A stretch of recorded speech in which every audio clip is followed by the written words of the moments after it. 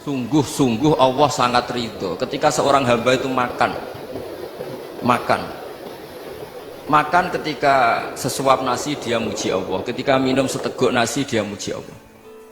Itu kalau orang diridhoni Allah itu wali betul. Itu untuk jadi wali itu gampang, kamu makan ridho, kamu ninjak buminya Allah ridho seneng, kamu hidup keseharian aman seneng. Nah ini supaya sampean kita semua lah, kita semua ngaji betapa panduan Rasulullah untuk menggapai ridho Allah itu banyak yang keseharian sekali. Saking kesehariannya banyak dalam hadis dan itu sahih. Nabi menyebut hal-hal yang keseharian. Hatta matas alu fi imra'atika, kamu punya uang kemudian istri kamu bisa makan, itu ibadah. Bahkan sebagian ibadah itu dicontohkan Nabi yang akhirnya diprotes sahabat, yaitu wa fi buti ahadikum sedekah, kamu menggauli istri kamu itu ya sedekah. Sampai sahabat bilang, yang benar ya Rasulullah, ayati ahaduna syahwatahu wa huwa lahu ajrun, masa urusan biologis, urusan syahwat kemudian dia dapat pahala. Nabi menjawab, alaysa law wada'aha fi haramin akana alaihi wisrun, bagaimana kalau dia meletakkan ke yang tidak benar, itu kan dosa. Nah, hal-hal seperti ini yang saya ingin teman-teman semua lah, semua, saya juga agak ingin ngaji demi anda juga agak ingin. Itu dosa sekali ngaji kok pesanan kelompok tertentu itu gak boleh. Islam itu untuk semua, jadi ya cuma karena di depan saya jenengan ya seakan-akan jenengan korbannya. Itu ada ilmunya dalam usul fikih itu. Jadi orang itu harus ngaji usul fikih. Nama yang disebut, mungkin Mas Sufyan masih ingat zaman ngaji usul fikih, nama yang disebut itu tidak jaminan sebagai prioritas perintah. Jadi misalnya gini, kebetulan yang di depan Nabi itu Abu Dzar, Nabi ya bilang, ya Aba Dzarin ini uhibbuka misalnya, atau ya Mu'ad ini uhibbuka, atau ya Abu Hurairah ini uhibbuka. Banyaklah riwayat yang Nabi nyebut ya Aba Dzarin, ya Mu'ad, ya Abu Hurairah. Kemudian misalnya Nabi meneruskan khitab, ini uhibbuka, saya mencintai kamu, fakul dubur sholatin, atau sebagian riwayat disebut fala tada'an la dubura kulli sholatin Allahumma inni ala dzikrika wa syukrika wa husni ibadatik. Saya mencintai kamu, siapa saja, Mu'ad bisa, Abu Dzar bisa siapa. Saya mencintai kamu, mohon kalau habis sholat kamu jangan lupa wiridan Allahumma inni ala dzikrika wa syukrika wa husni ibadatik. Ya Allah, tolong kami permudah supaya mudah ingat engkau. Anda tidak bisa mentang-mentang, wong nama saya Parmen, nama saya Purnomo, itu yang diperintahkan Mu'ad misalnya. Jadi yang disebut satu, tapi khitab itu untuk siapa saja. Saya teruskan. Jadi saya mohon semua kita melakukan kebaikan itu, kalau dalam kaidah fikih disebut al yakin la yuzalu bisyak. Banyak kebaikan yang kebenarannya itu 100%, tidak punya efek samping ke pihak lain, ke kelompok lain, ke komunitas lain.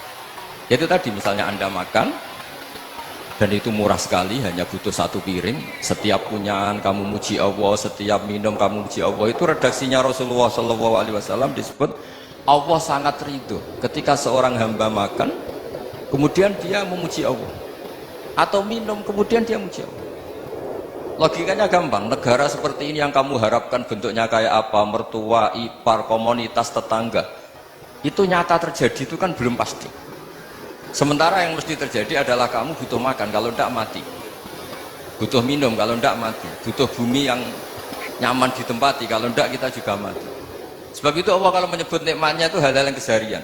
Alladzi at'amahum min ju'. Allah itu siapa? Allah itu yang menciptakan kamu bisa makan, tidak berlebihan. Allah itu yang menciptakan kondisi sosial itu ideal. Zaman Nabi itu ya ada orang munafik, orang-orang pilihan Allah itu juga diuji orang sekelilingnya yang macam-macam. Semua diuji sesuai konteks zaman dan waktu. Nah, tapi ada ibadah-ibadah yang selalu disarankan Nabi. Sampai Nabi itu pernah ditanya, ayat Islami khairun ya Rasulullah, Islam terbaik itu gimana? Jawaban Nabi itu unik, it'amut ta'am, Islam terbaik itu ya makan-makan, santai-santai. Ketika Allah menyebut beberapa kebaikan, falak tahamal aqobah, wa ma adrokan apa? Mal aqobah. Terusannya apa? Fakku rokobah. Terusannya apa? Au it'amun fi yaumin di masubaya. Itu acara makan-makan itu juga Islam. Kenapa? Ya bayangkan kalau tidak ada makanan, kita mati kan?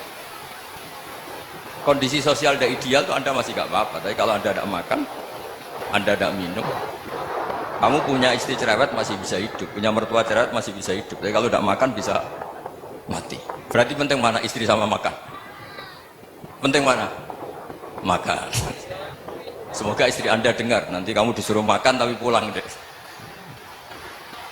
Itu kalau dibahasakan makan masih memahami. Penting mana nasi satu piring dengan istri? Nggak ada nasi mati, nggak ada istri belum mati. Penting mana? Gak berani jawab kan? Ternyata Anda ada garang kan di depan istri. Jadi saya mohonlah, mungkin Mas Sufyan Sauri tadi yang bisa bantu lah. Teman-teman tuh ngaji yang keseharian saja.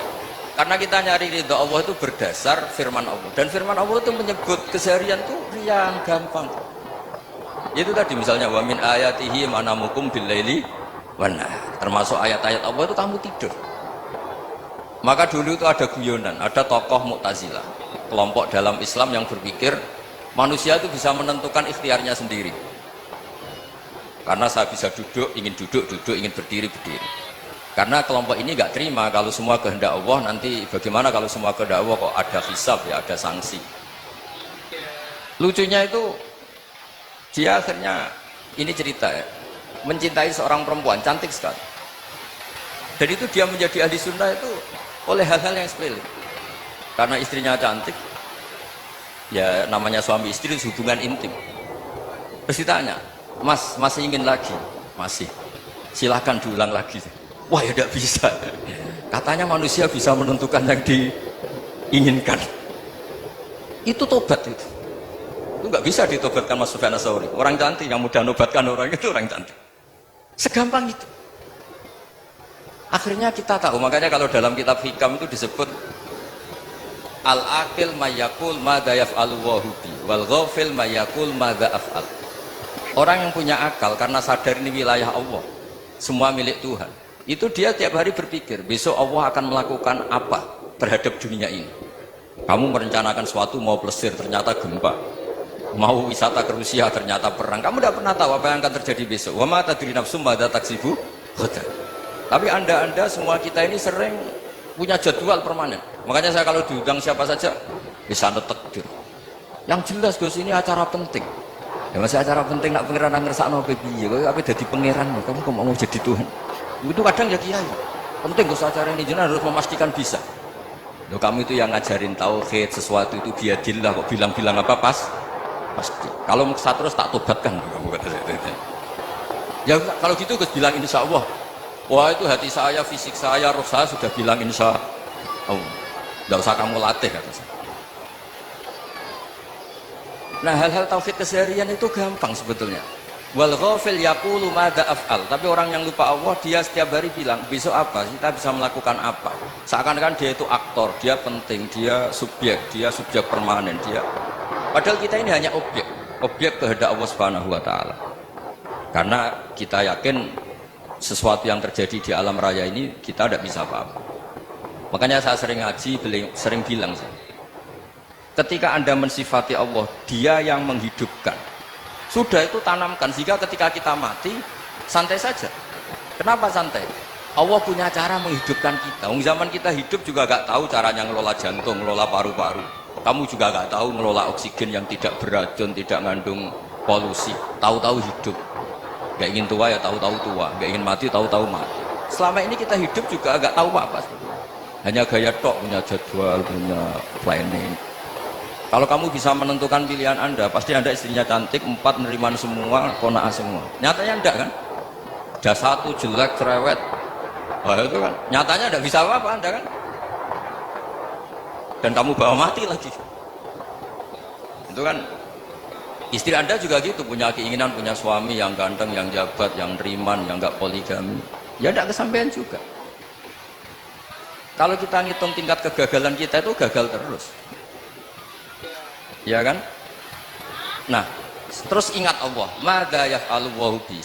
Orang yang punya akal selalu berpikir Allah itu menghendaki apa terhadap saya. Lalu sama-sama orang melihat orang yang serius, itu kata Anda itu pemikir berat, serius, senang punya tokoh yang mermut karena kamu anggap serius. Tapi sebagian orang anggap orang yang serius itu wong mermut, wong masam, wong muka kok ditekuk. Jadi sama Itu hati, ya muqallibal qulub tsabbit qalbi ala dini. Karena kita nggak tahu cara berpikir kita tentang orang lain, tentang sekeliling kita. Misalnya kita orang baik yang jenis ngrumat fakir miskin. Ada orang bangun masjid mewah itu janggal. Apa artinya masjid mewah kalau banyak orang kelaparan? Tapi kalau yang jenis pendidikan, apa artinya masjid mewah kalau tidak bisa ngaji? Nanti yang jenis infrastruktur, apa artinya ini kalau semuanya punya sudut pandang yang berbeda-beda. Dan Islam mengapresiasi semua kebaikan. Tapi katakan semua kebaikan itu adalah kehendak Allah Subhanahu wa taala. Karena apapun baik Anda itu pakai fasilitas yang diberikan oleh Allah Subhanahu wa taala. Sehingga ini yang disebut qulillah tsummadarhum fi khawdihim yal'abun. Ya, kembali tadi ke tema-tema bahwa keseharian Anda ini sudah Islam. Saat Anda tidak bisa melakukan apa saja. Saya sering ada jenazah, biasanya kalau tetangga meninggal saya sering disuruh lepas. Saya bilang orang ini baik karena sering ngelamun di rumah, sering nganggur di rumah. Ditanya sama anaknya, kenapa Gus nganggur baik?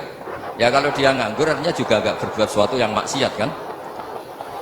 Ya kan, orang nganggur di rumahnya ya tidak bunuh orang, tidak maling, tidak korupsi, ya namanya nganggur di rumah. Lah cuma istri cara pandang nganggur gak menghasilkan uang itu, tapi juga gak menghasilkan kriminal kan? Jadi sebenarnya Islam itu, makanya kalau sampai ngaji usul fikih itu ada kitab usul fikih namanya Lubul Usul, itu terkenal sekali di pesantren itu. Itu kalau ngapresiasi keseharian itu luar biasa. Izma min mubahin illa wa yatahaqqaqu bihi tarku haramimma. Karena keseharian yang mubah saat Anda lakukan itu ada kehebatan yang luar biasa, yaitu meninggalkan haram. Makanya dulu banyak orang-orang alim ketemu temannya itu guyon sampai semalaman. Itu biasanya yang semangat Islam itu, kiai kok udah tahajud, kiai kok udah witir. Orang yang sedang mapan uangnya banyak, malam itu udah kelayaban itu sudah luar biasa. Melawan nafsu supaya tidak maksiat itu sudah luar biasa. Supaya lupa guyon sama temannya semalaman sampai subuh.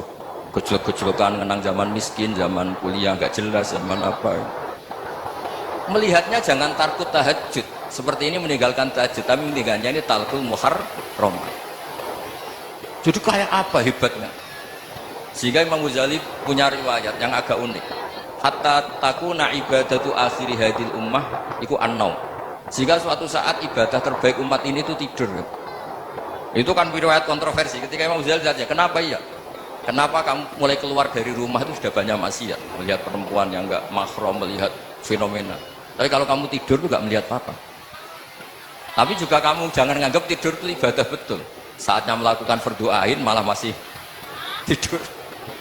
Tapi itu sudut pandang menjadikan kita Islam itu gampang. Jadi saat Anda tidak bisa aktivitas apa-apa, misalnya ada beberapa orang yang lumpuh. Lumpuh itu memang nggak bisa Jumatan, nggak bisa ibadah, tapi dia juga nggak bisa maksiat. Tidur itu memang Anda saat itu tidak bisa tahajud, tidak bisa witir, tapi saat itu ada zina, ada maling, tidak gosipkan orang, tidak bully orang, tidak menanamkan kebencian, tidak hasud. Sehingga tidur menurut Allah Ta'ala wa min ayatihi manamukum billaili apa? Wan-nahar. Karena di tidur itu selain ada unsur istirahat, jaga kestamina, juga ada unsur meninggalkan beberapa keburukan. Nah, saya mohon ibadah yang keseharian ini kita jaga. Supaya kita semua baca ayat itu fasih. Fasih itu tertanam di hati. Allah itu siapa? Alladzi at'amahum min ju'i wa amanahum min khauf. Dan Allah kalau cerita di Quran itu anna subabnal ma'a subba summa syaqaqnal ardon wa syaqqa fa'ambatna fiha habba wa inaba wa qadba wa zaituna wa nakhla wa hadaika hulba. Kamu tahu saya ini siapa, kata Allah. Saya ini adalah Tuhan yang menurunkan air, kemudian ada tanaman banyak, habba wa inaba wa qadba, ada zaitun, ada tin, kalau orang Jawa mungkin ada tela, ada padi, ada mangga, ada pisang. Sudah. Wa inaba wa zaituna wa nakhla wa hadaika hulba, ada perkebunan yang lebat. Tujuannya apa? Mata Allah, silahkan kamu pakai, kamu nikmati. Tapi karena kadang kita ini punya ide-ide besar. Tadi untuk syukur saja nunggu punya istri riman, rumah baik, tetangga baik, komunitas baik, semuanya baik baru syukur. Lama-lama nanti ada di surga, syukurnya nunggu surga paling kelas A. Itu sudah ada yang menghuni Rasulullah, kamu nggak boleh di situ. Masa untuk syukur saja? Repotnya, Masya Allah. Jadi mohonlah Quran yang kalau Anda hafalkan juz sama itu kan ada ayat-ayat yang kayak tadi. Ya, fal yang duril insanu ila ta'am. Coba lihat. Apa yang kamu makan nih? Dari mana? Dan untuk mempertahankan hidup kamu keseharian. Jadi jangan kira ibadah itu harus membentuk komunitas yang versi Anda. Ibadah itu harus yang hal yang mulu-mulu. Kesehariannya Anda alami. Loh, ini saya tidak bikin-bikin. Saya ngaji bukan karena berdasar pesanan. Itu ayat yang saya baca kan betul ada ayatnya kan. Fal yang duril insanu ila to'ami anna sobabnal ma'a sobba thumma syaqaqnal ardo syaqqa fa ambasna fiha habba wa inaba wa qadba wa zaituna wa nakhla wa hadaiqa ghulba. Tulisannya apa? Mata al lakum, silakan kamu nikmati. Mata itu silakan kamu nikmati. Ya kayak sampean dikasih hidangan ya makan. Ya sudah makan. Habis makan ya minum. Habis itu ngantuk ya tidur. Ya sudah normal-normal saja. Kayak apa indahnya Islam. Tapi Anda mencari Islam yang gimana lagi? Nah itu yang diajarkan guru-guru kita, diajarkan sanad kita sampai Wali Songo, sampai Rasulullah SAW. Bahwa pada akhirnya ada jihad, ada perang. Itu dulu memang perang, bukan membunuh, beda. Dulu kita dijajah Belanda ya perang, dan itu normal karena kita dijajah. Jadi ketika orang lain ingin baik sama kita, wa in ahadum minal musyrikin astajaruka ya fajirhu hatta yasma'a kalam Allah. Kalau mereka ingin baik ya kita baik.